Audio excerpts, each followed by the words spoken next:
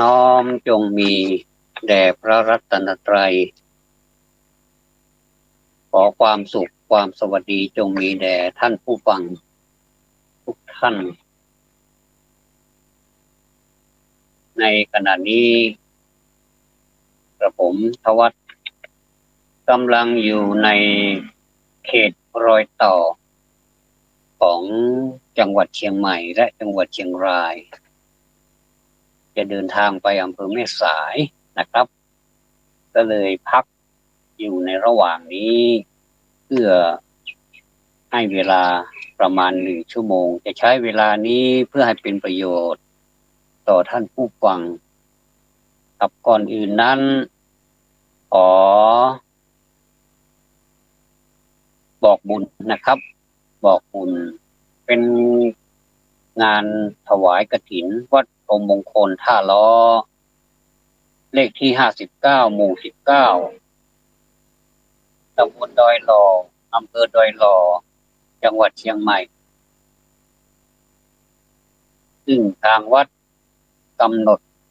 การถวายกฐินขึ้นในวันเสาร์ที่15ตุลาคม2565เวลา15 นาฬิกาพระสงฆ์เจริญพุทธมนต์เป็นการสมโภชองค์กฐินเวลา17 นาฬิกา5 โมงเย็นนะครับร่วมรับประทานอาหารในบรรยากาศแบบขันโตกและรับชมการแสดง3 ชุดด้วยกันก็คือชุดแรกชุดร่วมอำนวยอวยพรชุดที่2การแสดงชุดเทพธิดาดอยหล่ออันนี้ก็น่าสนนะครับและก็ชุดที่3การแสดงของพี่น้องชาวไทยใหญ่ตั้งแต่เวลา18 นาฬิกาคือ6 โมงเย็นเป็นต้นไปจนถึงเที่ยงคืนนะครับตามกำหนดการร่วมฟังเพลงติ๊กพกซองซิ่งนะครับอันนี้เป็นวันเสาร์ที่15 ตุลาคม2565พอถึงวันอาทิตย์ที่16 ตุลาคม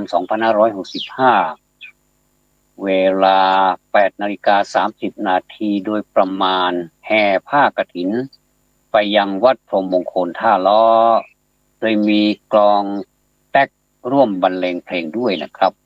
10 นาฬิกา30 นาทีพระสงฆ์เจริญพุทธมนต์11 นาฬิกาถวายภัตตาหารเพลพระสงฆ์พอถึง12 นาฬิกาสู่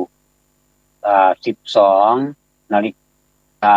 า9 นาทีนะครับถวายองค์กฐินเป็นอันเสร็จพิธีนะครับนี้เป็นกำหนดการถวายกฐินวัดพรหมมงคลท่าล้ออำเภอดอยหล่อจังหวัดเชียงใหม่เป็นวัดซึ่งมีพระอาจารย์อริยทรัพย์เป็นผู้ดูแลนะครับก็ขออนุญาตขอโอกาสเรียนเชิญท่านผู้สนใจผู้ใจบุญทั้งหลายไปร่วมอนุโมทนาด้วยนะครับบรรยากาศเช่นนี้เป็นบรรยากาศที่จะเข้าสู่ฤดูหนาวผมเดินทางไปแม่สายในคราวนี้ในระหว่างทางนั้นพอเข้าอำเภอเชียงดาวปุ๊บจะมีหมอกลงมากเลยนะครับไปถึงอำเภอฝางก็หมอกก็ยังคงมีขณะนี้หมอกก็เริ่มหายไปแล้วนะครับเพราะว่าสายแล้ว9 นาฬิกากว่าในวันนี้มีสิ่งละอันพันละน้อยมาแชร์ให้ท่านผู้ฟังได้รับฟังกันครับการทำบุญทอดกฐินนั้นถือว่าเป็นการทำบุญที่มีเป็นประเพณีนิยมตั้งนานแล้วนะครับซึ่งไม่ว่าจะเป็นการทำบุญอะไรก็ตามถือว่าบุญกิริยาวัตถุในพุทธศาสนานั้นมีตั้ง10 อย่างถามว่าถ้าเราไม่มีตังค์เลยเนี่ยเราจะทำบุญได้ไหมอันนี้ตอบละได้โดยไม่ต้องลังเลเลยว่าได้นะครับ ได้ยังไงหมายความว่าในบุญกิริยาวัตถุ10 อย่างนั้นนะมันมีที่ไม่ต้องใช้ทรัพย์ไม่ต้องใช้อะไรไปทำเพียงแต่ใช้ใจกับกายที่บริสุทธิ์เป็นเป็นบุญกุศลที่เกิดมาจากโดยที่ไม่ต้องใช้ทรัพย์สมบัติแต่ถึงอย่างไรก็ตามหากท่านผู้ใดมีทรัพย์สมบัติก็ควรจะบริจาคบ้างเป็นการกำจัดกิเลสอย่างหนึ่งก็คือความตระหนี่ความตระหนี่นี้เป็นอุปสรรคในการที่จะทำอะไรที่เป็นกุศลกุศลก็แปลว่าความฉลาดบุญก็คือความสุขคือบุญกับกุศลถ้ามารวมกันมันก็ได้แต่ว่ามันก็ไม่ค่อยชัดนะครับต้องแยกออกมาว่าบุญคือความสุขธรรมธรรมชาติของความเย็นเย็นนะครับพอได้ทำบุญแล้วรู้สึกเย็นสบายไม่ต้องกังวลทำบุญได้กับหลายอย่างอย่างเช่นคนจะเดินข้ามถนนเขาลำบากเขาเป็นผู้สูงอายุก็ดีหรือว่าเด็กหรือว่าคนพิการหรือว่าใครก็ตามที่ไม่สามารถที่จะข้ามถนนเร็วๆได้เราก็สามารถที่จะพาเขาข้ามถนนไปได้โดยปลอดภัยในการช่วยเขาให้ข้ามถนนได้อันนี้ก็ถือว่าเป็นบุญอย่างหนึ่งครับแล้วก็ทำไมถึงเรียกว่าบุญอีกอย่างหนึ่งกุศลอีกอย่างหนึ่งเพราะมันมีความหมายที่ชัดเจนอยู่แล้วนะครับบุญก็คือความสุขกุศลก็คือปัญญาความฉลาดความเฉลียวฉลาดในพระพุทธศาสนานั้นหมายถึงความฉลาดในธรรมถ้าฉลาดในความไม่เป็นธรรมก็ถือว่าเป็นความฉลาดที่ไม่ตรงเป็นความฉลาดที่เป็นความฉลาดที่ผิดถ้าจะเปรียบเทียบกับมรรคมีองค์8ก็คือข้อที่1ก็คือความเห็นผิดเรียกว่ามิจฉาทิฏฐิมันจะมีคำว่ามิจฉาอยู่ข้างหน้าหมดเลยนะครับมิจฉาทิฏฐิมิจฉาสังกปรมิจฉากัมมันโตมิจฉาอาชีโวมิจฉาวายาโมมิจฉาวาจามิจฉาสติมิจฉาสมาธิเนี่ยจะเป็นมิจฉานำหน้าหมดก็คือความผิดนำหน้าแต่ถ้าเป็นความเห็นที่ถูกต้องความคิดที่ถูกต้องการงานที่ถูกต้องก็จะมีคำว่าสัมมาอยู่ข้างหน้าอันนี้ก็เห็นความแตกต่างแล้วนะครับว่า2 อย่างนี้มีความแตกต่างกันอย่างไรดังนั้นมันเป็นมันเป็นเหมือนกับเส้นหนึ่งที่เรามองไม่ค่อยเห็นว่าอันนี้มันถูกหรือว่าอันนี้มันผิดเราก็มองให้ดีเป็นการพิจารณาให้ดีว่าอันนี้มันถูกไม่อันนี้มันผิดหรือไม่เป็นการใช้ปัญญาสังเคราะห์วิเคราะห์ให้ให้เป็นไปตามความเป็นจริงเช่นเราจะเห็นว่าในสังคมนี้นะครับในสังคมของมนุษย์นะครับพูดถึงมนุษย์กำลังทำอะไรกันอยู่เนี่ยนะครับเราเรามีการสะสางไหมสะสางเรามีการชำระกิเลสเหล่านี้บ้างไหมถ้าจะเปรียบไปก็เหมือนกับเราชำระร่างกายร่างกายตื่นมาตอนเช้าเราก็ไปชำระร่างกายเป็นอันดับแรกก่อนที่เราจะมีกิจกรรมอะไรต่อไปเช่นกิจกรรมเป็นกิจวัตรประจำวันในการที่จะบางท่านก็ดื่มน้ำชากาแฟบ้างก็แล้วแต่ขนมปังก้อนหนึ่งก็รู้สึกอร่อยดีก็เป็นความสุขอย่างหนึ่งแต่ว่าสำหรับท่านที่ไม่ถนัดเรื่องการดื่มน้ำชากาแฟหรือเครื่องดื่มก็สามารถที่จะเป็น เป็นอาหารเช้าอันนี้เขาเรียกว่าตื่นมาตอนเช้าต้องมีกิจกรรมชำระร่างกายก่อนทีนี้ไปเกี่ยวอะไรกับการสะสางกิเลสมันเกี่ยวกันตรงที่ว่าเปรียบเทียบไปเหมือนกับเราสะสางกิเลสการสะสางกิเลสนี้ถ้าสะสางได้เยอะสะสางได้บ่อยและสะสางได้ถูกต้องด้วยก็จะเป็นประโยชน์ต่อผู้สะสางเป็นอย่างยิ่งเลยนะครับแล้วก็เครื่องมือสะสางแล้วมันมีอะไรมีเยอะแยะเลยแล้วแต่ในขณะนั้นมันจะมีอะไรเกิดขึ้นกับในใจเราเราก็จัดการในสิ่งนั้นก่อนเช่นความโลภเกิดขึ้นในขณะนั้นเราก็ไม่ให้มันเกิดมันอาจจะมีทุกเวลากับความโลภพอเห็นปุ๊บแล้วก็เกิดความอยากความโลภแล้วก็บางทีก็โลภไม่มีประมาณโลภความโลภนี่มันโลภได้นะครับเช่นเราเรียนหนังสือเราเรียนได้แค่เนี้ยมันไม่เก่งแต่ว่าเราอยากจะได้ให้มันมากกว่านี้เพื่อความฉลาดพวกความตีโจทย์แล้วก็เพื่อความรู้ที่แข็งขึ้นนะครับอันนี้ก็จะเกิดความอยากที่จะปรับหรือว่าอัปเดตตัวเองให้สูงขึ้นอันนี้ก็เป็นความโลภชนิดหนึ่งแต่ไม่ค่อยร้ายแรงเท่าไหร่แต่ถ้าเป็นค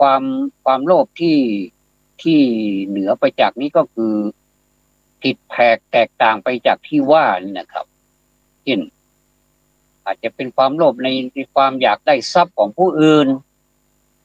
อยากจะโลภโมโทสันในสิ่งที่ทำความ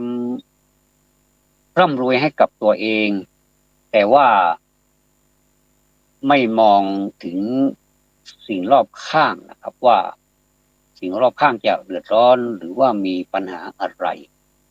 อันนี้ก็จะไม่คิดชีวิตแม้แต่ชีวิตก็ยังไม่คิดชีวิตของตัวเองแท้ๆก็ยังไม่คิดเลยแล้วก็จะไปนับภาษาอะไรกับชีวิตของคนอื่นอันนี้ก็เริ่มจะอันตรายในจุดนี้ความโลภอันนี้เริ่มจะก่อไฟขึ้นละก่อไฟเราเห็นคนก่อไฟในเตาใช่ไหมครับอันนี้สมัยก่อนนี่จะเป็นการก่อไฟในเตาจะต้องสำเร็จด้วยไม้ขีดก้านเดียวสมัยก่อนก็ใช้ไม้ขีดนะครับจะมีตราอะไรบ้างนะก็มีหลายตราอันนี้ก็เคยพูดมาแล้วเหมือนกันใช้ไม้ขีดก้านเดียวแล้วก็มีไม้สำหรับที่จะก่อไฟเกิดความร้อนแล้วก็ถ้าเป็นเตาถ่านก็จะก่อเตาถ่านถ้าเป็นฟืนก็จะใส่ฟืนลงไปถึงตอนเช้านะครับควนขมงสงเฉงแสดงว่าทำไมแม่บ้านพ่อบ้านแล้วกำลังก่อฟืนก่อฟืนเพื่อทำการหุงหาอาหารถ้าเป็นแถบภาคเหนือก็จะเป็นการนึ่งข้าวนึ่งข้าวเหนียวแต่อันนี้พูดถึงคนสมัยก่อนเนี่ยเราขับรถผ่านขณะเราอยู่ถนนหลวงนะครับเรายังได้กลิ่นฟืนกลิ่นไฟที่ชาวบ้านกำลังปรุงอาหารกันอันนี้ก็แสดงว่ายังมีอยู่แต่สมัยก่อนนี่เป็นอย่างนี้จริงๆนะครับส่วนใหญ่แล้วก็จะมีที่ทำกินคือมีที่ปรุงอาหารแล้วก็การปรุงอาหารนี้ถ้าเป็นบ้านที่อยู่รอบนอกจริงๆนี่จะเป็นหลังเดียวกันก็จะเรียกว่าชานวัดจานภาษาล้านนาภาษาเหนือเรียกว่าจานนี้ก็จะประกอบไปด้วยเตาฟืนถ่านแล้วก็หม้อสังเกตดูหม้อสมัยก่อนนี้จะเป็นหม้อก้นดำๆเพราะว่าใช้ฟืนกันเยอะหม้อก้นดำๆถ้าเผื่อเราดูเกี่ยวกับสารคดีในต่างประเทศเช่นประเทศเพื่อนบ้านของเรานี้มักจะเจอการปรุงอาหารบางทีเราพากันไปทัวร์เนี่ยพาเที่ยวกัน ก็จะดูวิธีการปรุงอาหารก็จะเป็นการปรุงแบบเตาเตาฟืนบางทีก็เป็นเตาถ่านก็แล้วแต่ไม่ค่อยมีนะครับที่เป็นเตาแก๊สเป็นไฟฟ้าอะไรนี้ไม่ค่อยมีนี่จะเป็นแบบโบราณนี่เขาเรียกว่ารักษาความเป็นโบราณเอาไว้ก็ก็ดีนะครับก็ดีหนึ่งไม่ต้องเปลืองไฟฟ้าไม่ต้องได้ลัดวงจรสองไม่ต้องเปลืองแก๊สแพงเหลือเกินนะก็หาวัสดุอุปกรณ์แถวครับกิ่งไม้กิ่งอะไรที่มันเหลือเก็บเหลือใช้เหลืออะไรเราก็สามารถที่จะเอามาเก็บไว้ใช้ถ่านก็สามารถที่จะเผาได้หรือว่าราคาก็ไม่แพงนักแต่เดี๋ยวนี้รู้สึกว่าถุงนิดเดียว10 กว่าบาทแล้วนะเมื่อก่อนนี่ถุง5 บาทเคยซื้อแต่เดี๋ยวนี้นี่ไม่กี่ก้อนเองก็12 บาท12 บาทก็เป็นเงินนะสมมติว่าเราซื้อถุงหนึ่งเนี่ยเราไปทำอาหารเนี่ยบางทีก็มันก็ไม่ไหวนะครับก็ต้องซื้อ2 ถุง3 ถุงก็หลายบาทแล้วนะครับอันนี้พูดถึงเปรียบเทียบสมัยก่อนกับสมัยนี้นะครับสมัยก่อนนี้อะไรมันก็ไม่ค่อยแพงกันแต่เดี๋ยวนี้รู้สึกมันอะไรมันก็แพงรู้สึกค่าของเงินมันจะถูกแต่ว่าเมื่อค่าของเงินมันถูกมันก็ต้องเพิ่มปริมาณของเงินจากที่เป็น5 บาทก็จะกลายเป็น10 บาทก็จะเป็น15-20ไปนี้ก็เป็นไปมันเป็นความผันผวนทางเศรษฐกิจทางการเงินนะครับมีขึ้นลงเปรียบไปเหมือนเช่นกับความไม่แน่นอนของสังขารมันมีขึ้นมันมีลงแต่สังขารนี่ส่วนมากเราจะมองความตามความเป็นจริงนะครับสัมมาทิฏฐิมันจะมีลงอย่างเดียวมีขาขึ้นก็มีเหมือนกันแต่ใช้ขาก่ายหน้าผากอันนี้เป็นขาขึ้นถ้าขาลงก็ลงไปเลยคือต้องทำใจนะครับเรื่องของอนิจจังความไม่เที่ยงแท้แน่นอนนี่เป็นสิ่งที่พูดแล้วก็พูดอีกก็พูดแล้วก็ถือว่าเราพูดอยู่บ่อยๆก็เป็นการเตือนสติได้ดีเหมือนกัน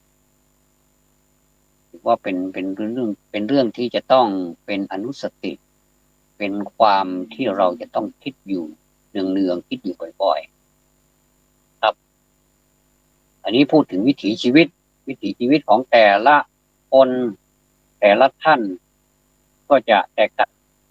กันออกไปในสมัยนี้ส่วนมากแล้วก็จะไม่มีบ้านเป็นของตัวเองครับมีบ้านเป็นของคนอื่นเป็นบ้านเช่าเป็นบ้านที่ถ้าเป็นบ้านข้าราชการก็เป็นบ้านหลวงเป็นบ้านหลวงททำงานแล้วก็อยู่ที่หลวงใช้ใช้ที่อยู่หลวงแล้วก็ใช้น้ำใช้ไฟรู้สึกว่าจะมีหน่วยเป็นยูนิตอยู่ยูนิตละเท่าไหร่ก็ก็ดีผมก็เคยอยู่บ้านหลวงมาเหมือนกันว่าสะดวกไหมก็สะดวกนะครับก็บ้านหลวงก็มีหลายชั้นนี้เป็นไปตามวิถีถ้าเป็นบ้านของตนเองถึงแม้ว่าจะเป็นที่สักผืนหนึ่งมีไม่มากเท่าไหร่ข้างหลังก็จะมีพื้นที่สำหรับปลูกผลหมากรากไม้ปลูกอะไรกินกันข้างหลังบ้านก็เข้าท่าดีแล้วก็ตัวบ้านก็ไม่ต้องใหญ่โตเท่าไหร่ขอให้พักอาศัยให้ได้อยู่อย่างปลอดภัยก็ใช้ได้แล้วนะครับสำคัญอยู่ตรงที่ว่าความสะอาดของบ้านความสะอาดของบ้านนี่สำคัญที่สุดเพราะว่าถ้าความสะอาดของบ้านเนี่ยมันมันมีความปลอดภัยของบ้านก็จะมีด้วยแล้วก็สุขภาพจิตของคนในบ้านก็จะดีด้วยนะครับอันนี้ที่อยู่ที่อาศัยก็คือปัจจัยสี่นั่นเองในหนึ่งในสี่นั่นครับพูดถึงว่าตอนตอนเช้าผมเปรียบเทียบกับเราชำระล้างร่างกายแล้วก็มาหาอะไรอ่าบำรุงกระเพาะกันหน่อยก็คุณหมอบอกว่าในตอนเช้า การได้รับประทานอาหารรับประทานอาหารนี้ต้องรับประทานจริงๆรับประทานให้อิ่มแล้วก็มีอะไรที่เราจะรับประทานหลังอาหารก็เตรียมเอาไว้ครับเอ่อเป็นเป็นกิจวัตรประจำวัน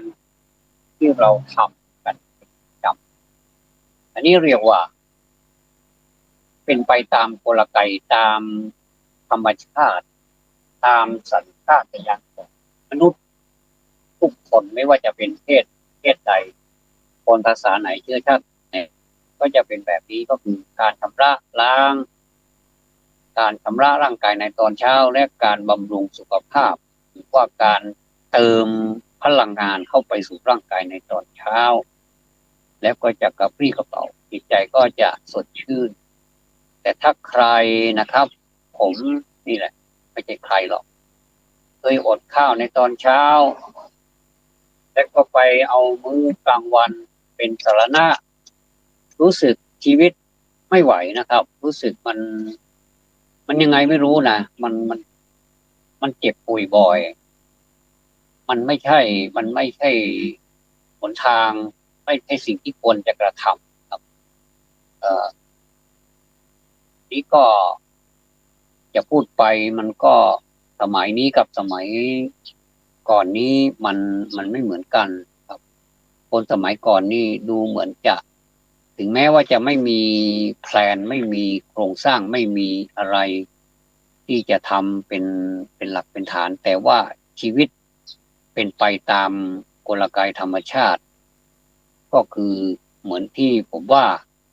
ก็คือตอนเช้าๆมาก็ทำอย่างที่กล่าวมาแล้วก็มื้อกลางวันก็รับประทานแล้วมื้อเย็นก็รับประทานแล้วก็พักผ่อนเต็มที่ตามเวลาแล้วก็ตื่นแต่เช้าทำงานก็จะหมุนเวียนกันอยู่อย่างนี้ทำให้ชีวิตเป็นปกติดีแล้วในที่สุดชีวิตหนึ่งชีวิตก็จากโลกนี้ไปตามอายุตามวัฏจักรของชีวิตสั้นบ้างยาวบ้างปานกลางบ้างเพราะฉะนั้นเราเห็นคนที่เสียชีวิตนี่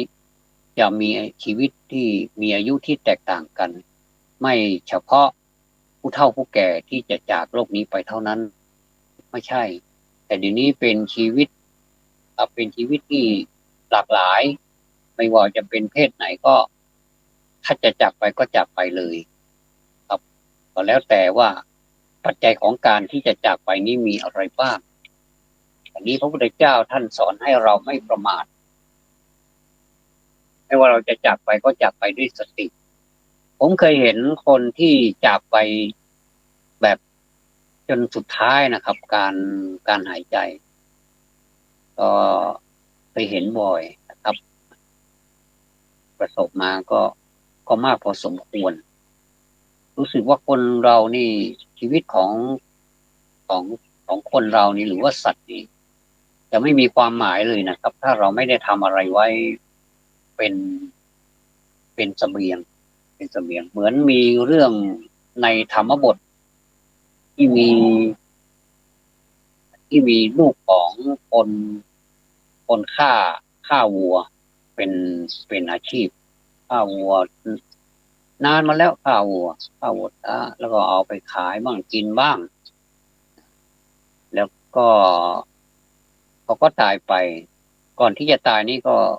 ด้วยวิบากของการฆ่าสัตว์ตัดชีวิตเนี่ยครับมันก็ปรากฏให้เห็นก็คือ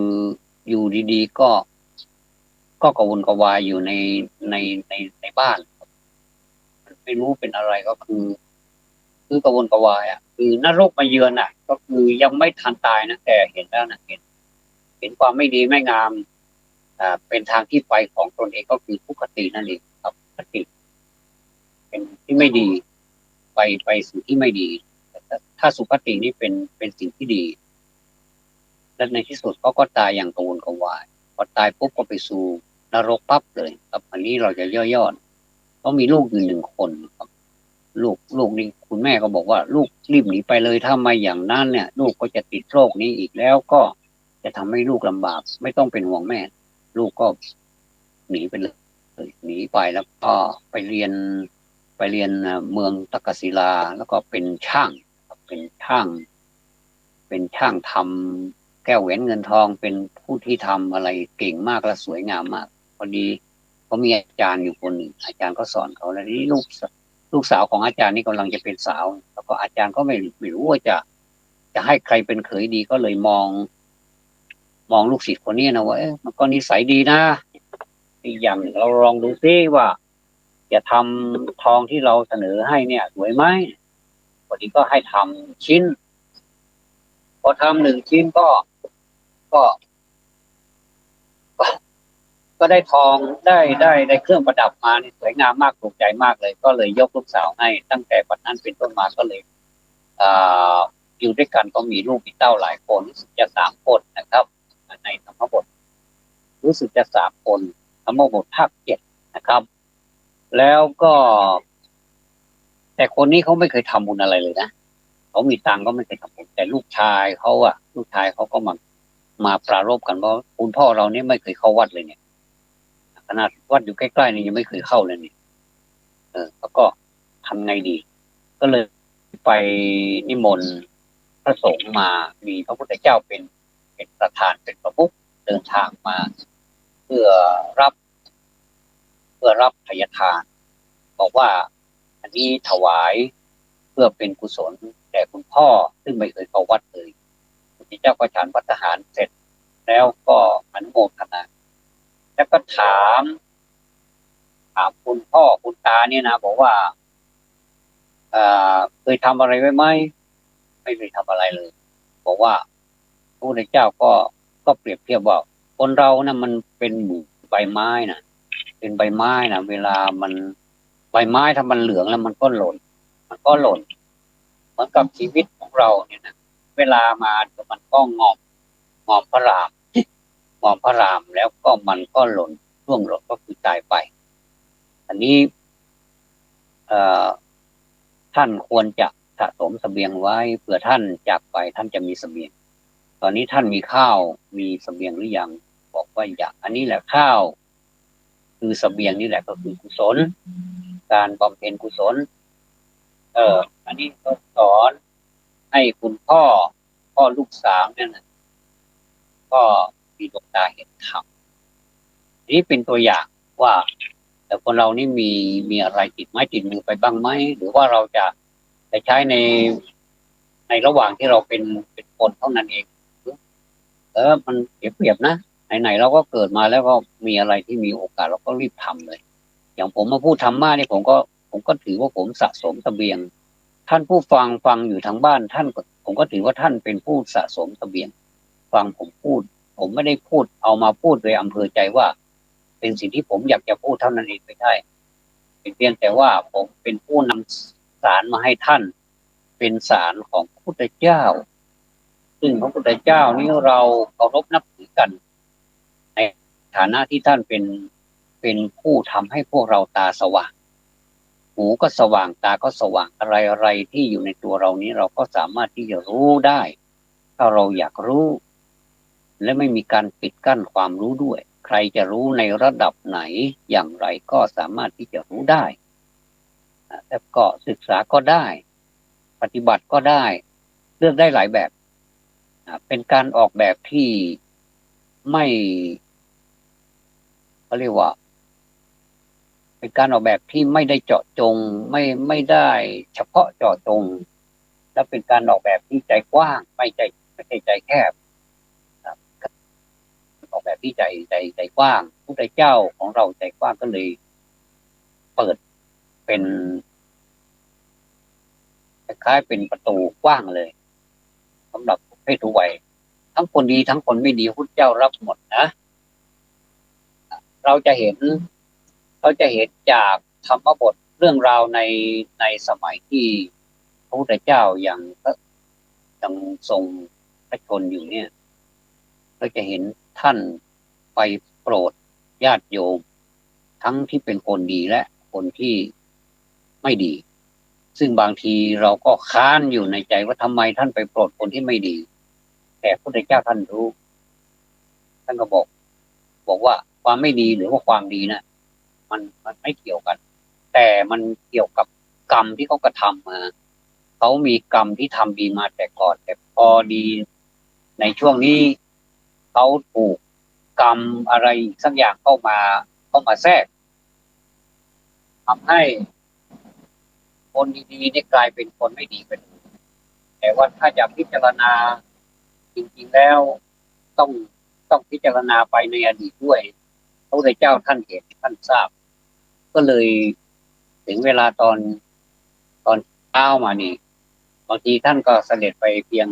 ลำพังพระองค์เดียวพระองค์เองเนี่ยนะโดยที่ไม่มีพระอานนท์ไปด้วยพอกลับมาแล้วพระอานนท์ก็ทูลถามว่ามีอะไรบ้างขอพระอานนท์ก็ขอให้พระพุทธเจ้าพูดให้ฟังอีกพระอานนท์ก็จำเอาไว้อันนี้เป็นพหูสูตรก็คือฟังและจำและสามารถมาถ่ายทอดได้นี่คือพระอานนท์นี่เป็นพุทธอนุชาพระอุปถากหากพุทธเจ้าของเราและมีความจำเป็นเลิศความจำเป็นเลิศด้วยการก่อร่างสร้างตัวพุทธศาสนาให้มาจนถึงปัจจุบันนี้ก็เพราะพระอานนท์เป็นผู้มีส่วนที่จะอธิบายถึงเหตุการณ์ว่าพระพุทธเจ้าไปเทศที่ไหนกับใครแล้วเป็นอย่างไรไปพบอะไรมาบ้างพระอานนท์พูดได้หมดก็ก็แสดงว่าพุทธศาสนานี่เป็นพุทธศาสนาที่มีพื้นฐานที่แข็งแกร่งที่แน่นอนนั้นก็มาถึงยุคสมัยนี้ยิ่งยิ่งเจริญมันมีช่องทางที่เราจะได้ศึกษาโดยที่ว่าเราไม่ต้องไปไหนอยู่ที่บ้านเราก็ศึกษาได้เพราะมันเป็นสมัยที่เจริญมากก็ทำให้เราไม่ต้องกังวลเรื่องสถานที่ไม่ต้องกังวลเรื่องจะไปไหนมาไหนกลางพรรษาฝนตกเดี๋ยวก็ฝนก็ตกเดี๋ยวก็แดดก็ออกเราไม่ได้ไปไหนแล้วก็เป็นวันหยุดด้วยแล้วก็เปิด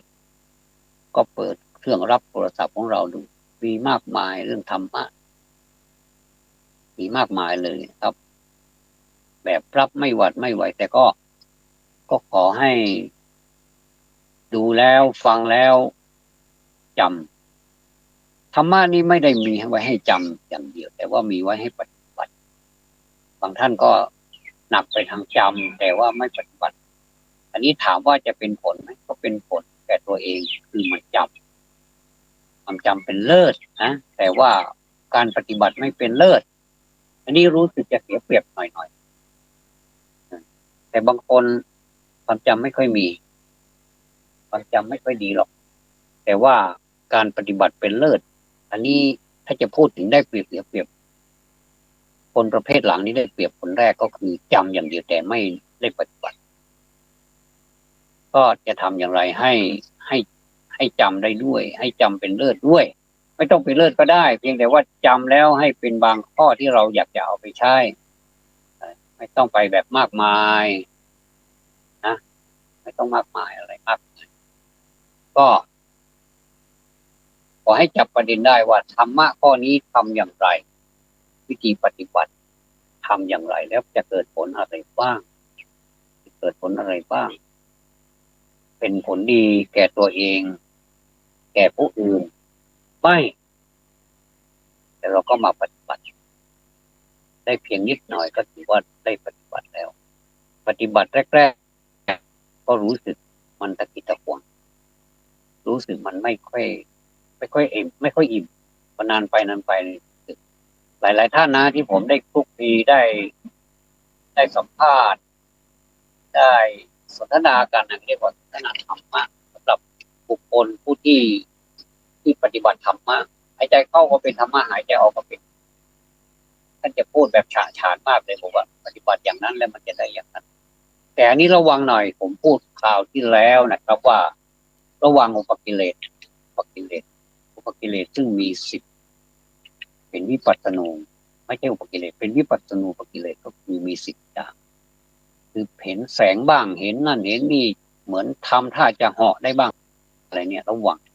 ตรงนี้พระพุทธเจ้าท่านให้ระวังเอาไว้เป็นวิปัสสนูปกิเลสก็คือแม้แต่วิปัสสนาก็มีกิเลสเหมือนกันที่ต้องระวัง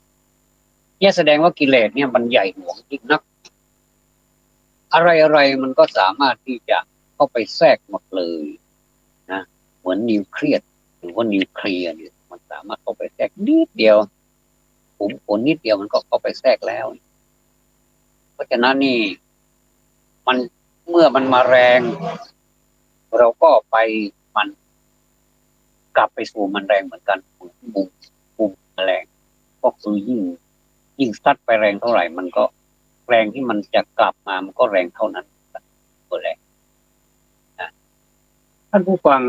ที่เคารพครับอ่าผมมีบุคคลตัวอย่างที่จะพูดให้ท่านฟัง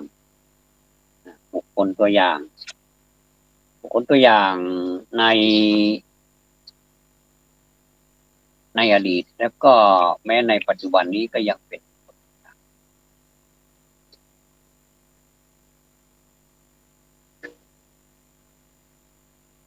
ด้านในด้านการค้าขายดีกว่านะเพราะว่าการค้าขายนี่ก็คือเป็นสิ่งที่นำเงินนำทองมาให้เราการดำเนินธุรกิจเอาเป็นว่าธุรกิจก็แล้วกันมีบริษัทหลายบริษัทที่เกิดขึ้นในเอาง่ายๆใกล้ๆนี้ก็แล้วกันในจังหวัดเชียงใหม่ผมได้ไปศึกษาดูชีวประวัติของแต่ละท่านลำบากนะครับลำบากมากเลยในการที่จะได้มาเป็นผู้ที่สามารถเป็นเจ้าของธุรกิจได้เอาธุรกิจอะไรดีมันมีมากมายเหลือเกินธุรกิจเมื่อก่อนนี้เราเรานิยมรับประทานอาหารที่เป็นข้าวแต่ในในจำนวนหนึ่งนั้นก็นิยมรับประทานก๋วยเตี๋ยวของเส้นน่ะนะครับเป็นเด็กเส้นนี่นะผมก็ชอบแล้วแต่เส้นมีเส้นเล็กเส้นใหญ่ก็แล้วแต่จะเอาไหนเป็นก๋วยเตี๋ยวแบบน้ำหรือว่าเป็นแบบแท่งหรือว่าจะยังไงก็สั่งก็ได้อันนี้ผมขออนุญาตผมไม่พูดถึงเจ้าของชื่อเจ้าของก็ได้แต่ผมจะพูดชื่อร้านนะครับว่าร้านเป็นเป็นเป็นตัวอย่างที่ดีสำหรับร้านที่อยู่นานแล้วก็ทำอร่อยด้วยก็ก๋วยเตี๋ยวนี้ที่ว่านี้นะครับ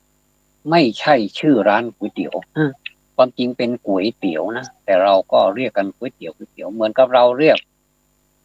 อะไรเมื่อกี้นี้แต่เราเรียกว่าเมื่อกี้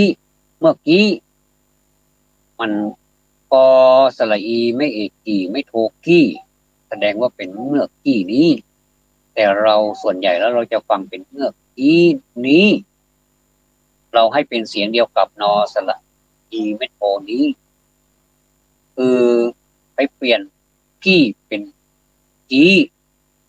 นี่เป็นภาษานะครับอันนี้ต้องยอมรับว่าเราพูดกันอย่างนี้จริงๆแล้วก็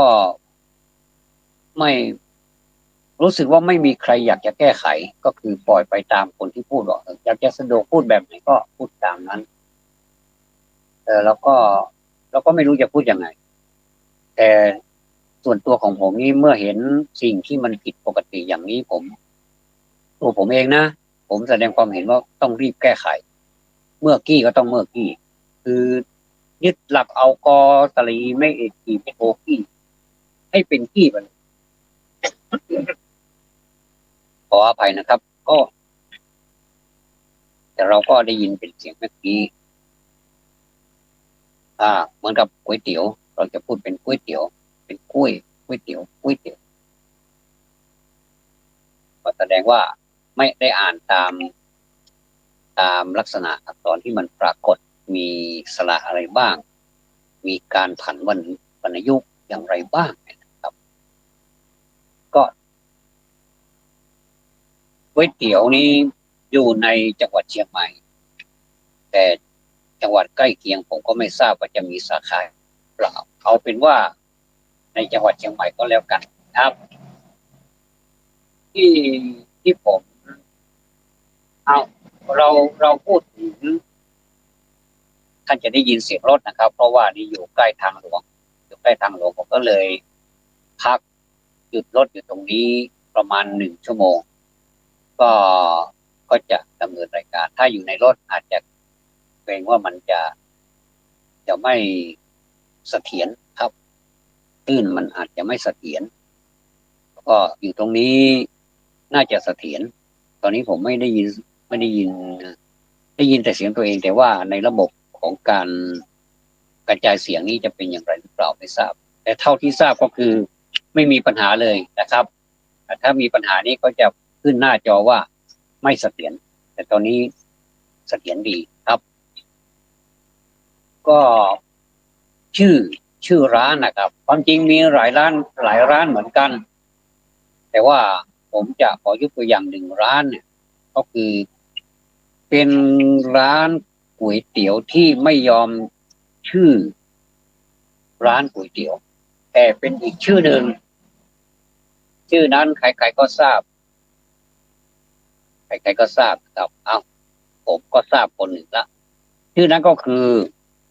ร้านช้างม้อยกาแฟท่านฟังดูที่มันคนละเรื่องละราวนะทำให้เป็นเรื่องเดียวกันได้ช้างม้อยกาแฟแต่ขายก๋วยเตี๋ยวกาแฟก็มีโอเลี้ยงก็มีอะไรก็มีเยอะแยะแล้วก็มีลูกชิ้นมีลูกชิ้นขายด้วยไม่ว่าจะเป็นลูกชิ้นหมูลูกชิ้นเนื้อแล้วก็มีน้ำจิ้มมีอะไรอีกสารพัดขายนะครับก็ราคาไม่ไม่แพงนักก็เป็นราคาที่พอซื้อได้ครับแล้วก็เขาเป็นเจ้าตำรับตำราที่ปรุงก๋วยเตี๋ยวได้อร่อยครับอร่อยในจังหวัดเชียงใหม่ในร้านหนึ่งเนี่ยที่ผมพูดอย่างนี้เพราะผมเคยไปกินบ่อยๆไปรับประทานบ่อยๆแล้วก็รสชาติก็คงเส้นคงวานะก็เกือบจะไม่ต้องเติมอะไรเลยนะอันนี้เขาจะมีเคล็ดลับหรือไม่อย่างไรนั้นผมก็ไม่ทราบแต่ว่าเท่าที่ไปสัมผัสร้านก๋วยเตี๋ยวแห่งนี้เป็นร้านก๋วยเตี๋ยวที่อยู่มานานคู่กับเชียงใหม่แต่เป็นเรื่องแปลกที่ใช่ไม่ใช้ชื่อร้านก๋วยเตี๋ยวแต่เป็นร้านช้างม้อยกาแฟก็เจ้าของก็ดีนะครับอัธยาศัยไมตรีการบริการก็ดีร้านรวงก็สะอาดสะอ้านผมจะมักจะไปรับประทานที่ที่ข้างโรงเรียนยุพราชวิทยาลัยนะครับก็คือตรงนั้นตรงกันข้ามกันนะครับถนนราชวิถีไปไปง่ายครับแล้วก็มีก๋วยเตี๋ยวมีเครื่องดื่มแม้แต่ขนมอ่าก็น่ากินนี่ก็พูดถึงธุรกิจอย่างหนึ่งซึ่งเป็นธุรกิจที่อ่าบรรพบุรุษทำมาแล้วก็เก็บไว้ให้แล้วก็รุ่นลูกรุ่นหลานก็ก็เก็บสืบต่อไปนี่น่าภูมิใจแทนจริงๆแล้วก็ไม่ทราบว่าร้านก๋วยเตี๋ยวอื่นๆนี่ผมไม่ค่อยได้สัมผัสแต่คงจะอร่อยไม่เบาเหมือนกันครับแล้วก็นอกจากนี้แล้วนอกจากช้างไม้กาแฟแล้วก็จะมีร้านอื่นอีกซึ่งผมจะได้นำเสนอต่อไปครับนี้นำเสนอเฉพาะของช้างไม้กาแฟซึ่ง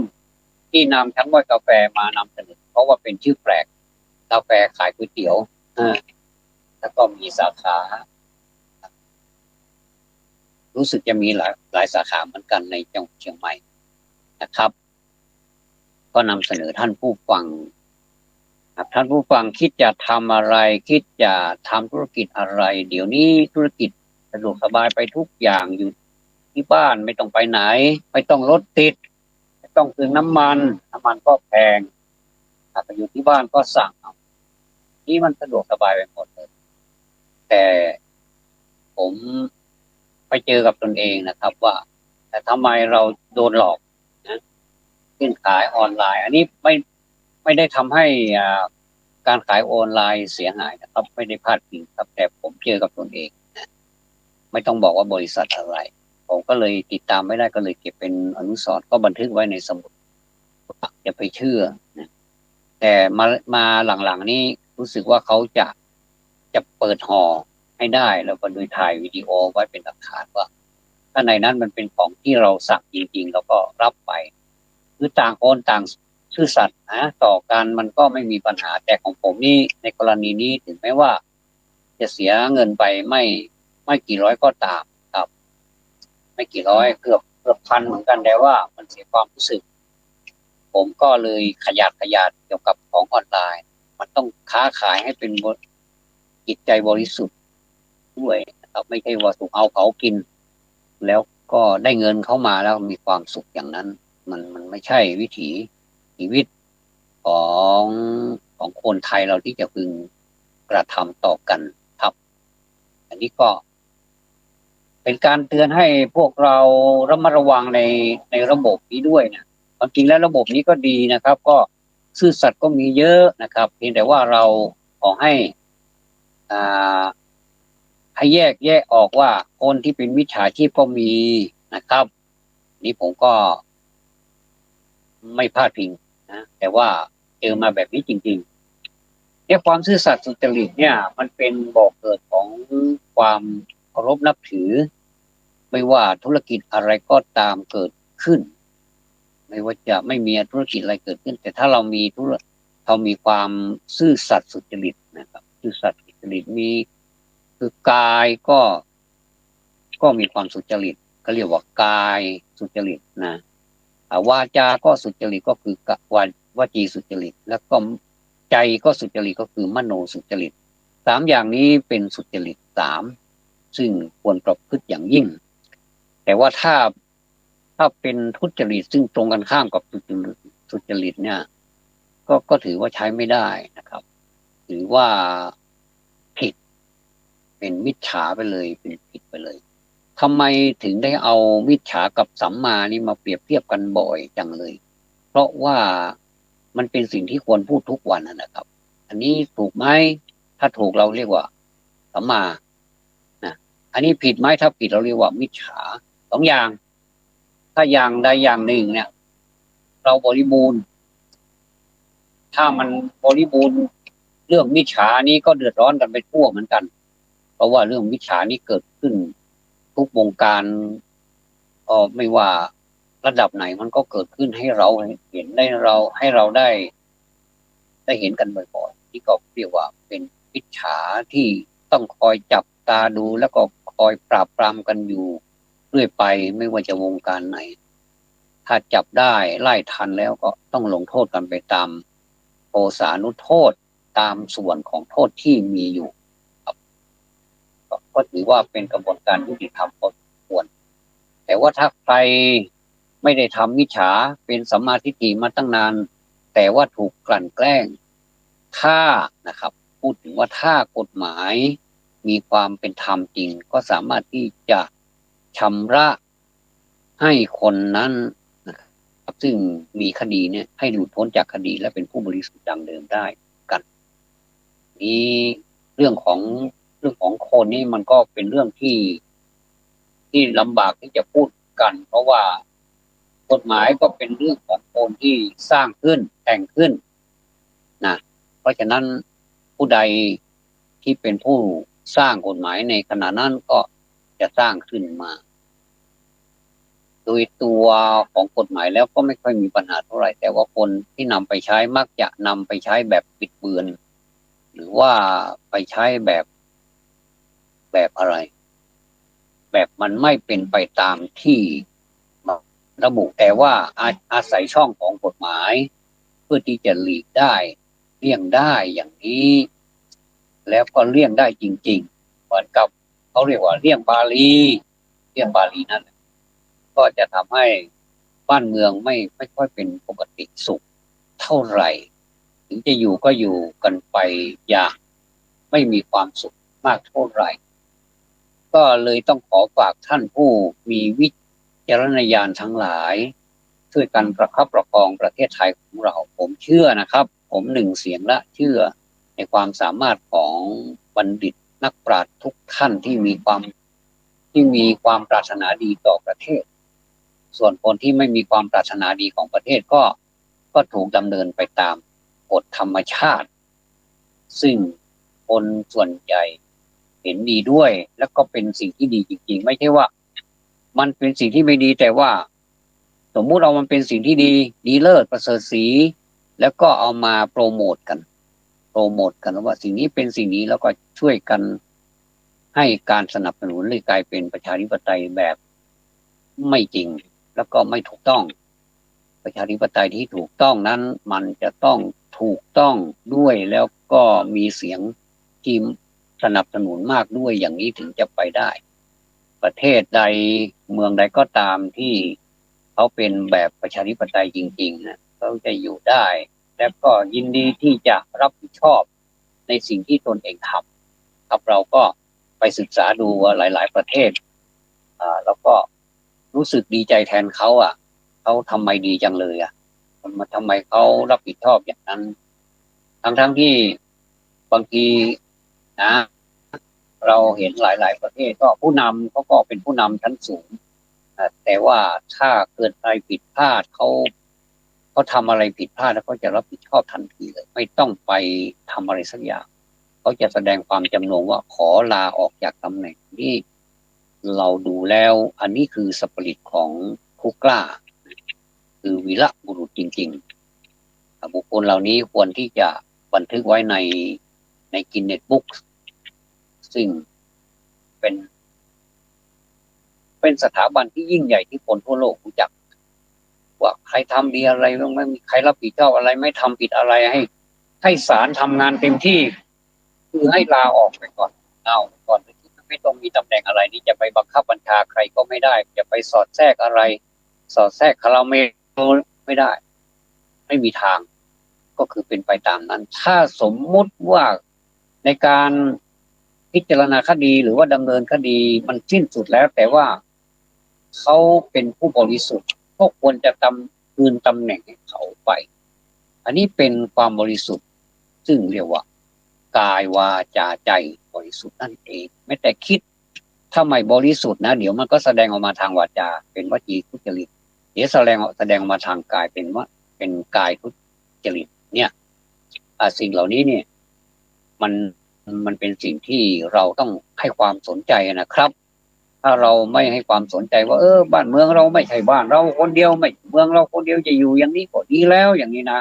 ก็ถูกของท่านนะก็ถูกของคุณนะแต่คุณไม่ต้องมาบ่นนะว่าทำไมบ้านเมืองเป็นอย่างนี้มันต้องมาบ่นว่าทำไมอย่างนั้นทำไมอย่างนี้ไม่ต้องบ่นแต่ตราบใดที่คุณลงไปให้การสนับสนุนคนดีส่งเสริมคนดีให้เป็นคนที่มีอำนาจเป็นคนที่มีสิทธิ์ในการที่จะเรียกว่าอะไรจัดสรรปันส่วนทรัพยากรธรรมชาติทรัพยากรมนุษย์ทรัพยากรอะไรที่มันมีในประเทศให้เป็นประโยชน์สูงสุดให้เป็นนามไม่ใช่เป็นนามธรรมให้เป็นรูปธรรมและก็ทำดีจริงๆด้วยนะไม่ใช่มาแหกตากันเล่นไม่เอาก็คือเอากันจริงๆแล้วเราก็จะเห็นของจริงเราเคยเห็นมาแล้วในอดีต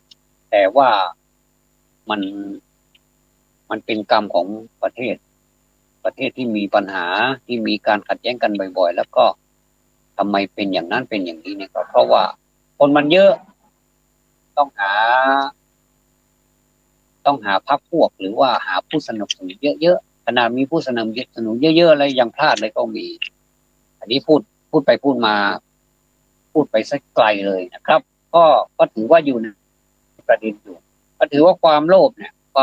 เกิดขึ้นเนี่ย เราตอนเช้าเรากำจัดสิ่งปฏิกูลเหล่านี้ลงไปได้เนี่ยก็ถือว่ามันเป็นมิติของชีวิตหนึ่งที่เหมือนเราตื่นมาแล้วเราเห็นแสงทองแสงสีเงินสีทองขึ้นก่อนที่ดวงอาทิตย์มันขึ้นมาเราก็เห็นแสดงว่าอันนั้นแหละคือนิมิตหมายหรือว่าความหมายของชีวิตว่าจะรุ่งโรจน์เราต้องคิดว่าเราทำสิ่งดีเราต้องรุ่งโรจน์เราต้องเจริญถึงแม้ว่าจะมีอุปสรรคอะไรก็ถือว่าอันนี้เป็นรสชาติของชีวิตและเป็นสิ่งเก่าๆที่มันทำให้เราเป็นอย่างนั้นไปได้ทั้งที่เราก็เป็นคนดีคนดีแต่ทำไมกลายเป็นคนไม่ดีไปซะอย่างนั้นนี้ก็ต้องพิจารณาเป็นรายๆไปนะครับว่ามนุษย์หรือว่าสัตว์โลกเนี่ยเป็นไปตามกรรมเป็นไปตามการกระทำของตนเองแม้แต่พระอรหันต์ก็ยังมีกรรมติดตัวไปนะครับนอกจากว่าท่านจะสลัดกรรมนั้นมาก็เป็นอโหสิกรรมไปเลยพูดก็พูดเถอะในสมัยที่พระโมคคัลลานะผู้มีฤทธิ์เนี่ยเป็นเอกเป็นผู้ประเสริฐเป็นสาวกผู้ประเสริฐในด้านมีฤทธิ์เนี่ยโอ้ทำไมท่านต้องต้องมาถูกโจร500ฆ่าทุบจนละเอียดอ่าแต่ว่าท่านเป็นผู้มีฤทธิ์ท่านก็พยายามรวบรวมกระดูกกระเดี่ยวและชิ้นส่วนต่างๆให้เป็นพระโมคคัลลานะแล้วก็ไปกราบลาพระพุทธเจ้าแล้วก็แสดงธรรมแสดงปาฏิหาริย์อะไรอีกมากมายจนในที่สุดก็ไปปรินิพพานอย่างเนี้ยท่านเชื่อหรือไม่ว่ากรรมนั้นมันมีจริงเพราะฉะนั้นเราต้องมีสิ่งเหล่านี้มาประกอบด้วยเราถึงจะเป็นสมเหตุสมผลไม่ใช่ว่าทำไมทำดีแล้วไม่ได้ดีอย่างนั้นอย่างนี้มันไม่ได้นะครับมันก็ต้องปฏิวัติไปตามเหตุตามปัจจัยที่มันเกิดขึ้นนะครับวันนี้ขอกราบขอบพระคุณท่านผู้อำนวยการสถานีวิทยุ